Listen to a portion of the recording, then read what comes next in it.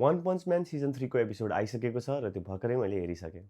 Opening हेर्दाखेरि एनिमेसनले चाहिँ disappoint गर्ला जस्तो छैन। द होल सिजन चाहिँ राम्रो हुनसक्छ त्यो भन्ने आश चाहिँ सबैलाई लागेको छ।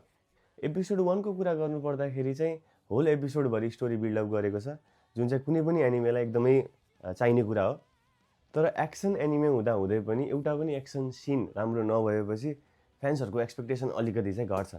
ओपनिङकै मात्र कुरा गर्ने हो भने द वाटर म्याजिसियनको पनि ओपनिङ एकदमै राम्रो थियो। त्यो भन्दैमा होल एनिमे नै सिजन खतरा एनिमेसन र एक्सन सिनहरू धेरै हुन्छ भन्ने चाहिँ हुँदैन। भन्दै गर्दा जति जे भने पनि यो एनिमेको हाइप चाहिँ एकदमै ग्लोबल लेभलमा भएको हुनाले डाइरेक्टर र प्रोड्युसरहरूले अथवा एनिमेटरहरूले एकदमै एफोर्ट लाउँछन्, आफ्नो 100% दिन्छन् भन्ने चाहिँ हामी आश गर्न सक्छौँ।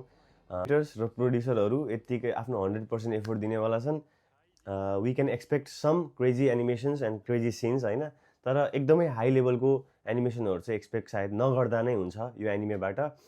जे जस्तो भयो नि, आई बी वाचिङ इट र म चाहिँ तपाईँहरूलाई रिभ्यू गर्दै गर्छु।